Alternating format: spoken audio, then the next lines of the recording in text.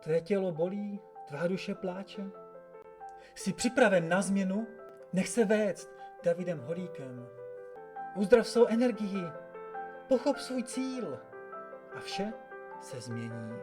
David Holík, intuitivní coach a energetický léčitel, specialista na energetickou očistu, intuici, autor knihy Transformuj se pro lásku.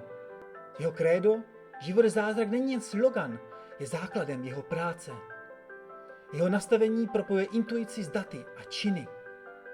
David Holík, také mladý inženýr, ocenil jako nejlepší student na Institutu strojního inženýrství, který začínal svou vysněnou kariéru jako technolog v BMW, když jeho nemoc ho konfrontovala s brzkou smrtí. Dal si slib, dokud nezemřu, budu žít bezpodmínečně podle intuice. A pokud přežiju, nikdy nepřestanu pomáhat druhým. Nyní je zde, živý a zdravý. Nyní je tady pro tebe, aby ti nabídl hlubokou transformaci prostřednictvím osobní nebo online konzultace. Budeš-li chtít stát se mistrem vlastní energie, jsi vítán v kurzu Energetická transformace.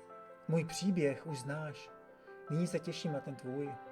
Jeden intenzivní prožitek střídá druhý. Jak si pomoct, jak si očistit od negativní energie, jak odstranit manipulativní spojení, nacítit se na druhé. Byla to velká jízda. A ještě jsem nepoznala nikoho, jako je David Holík.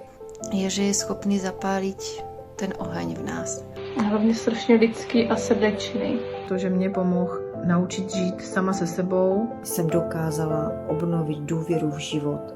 Cítím se být ve svém středu. Vše, i kdyby se mě četl z otevřené knize a já jsem si poprvé vlastně v tu chvíli řekla, že nejsem blázen. Takže za to ti moc děkuju, Davide. David je určitě must have.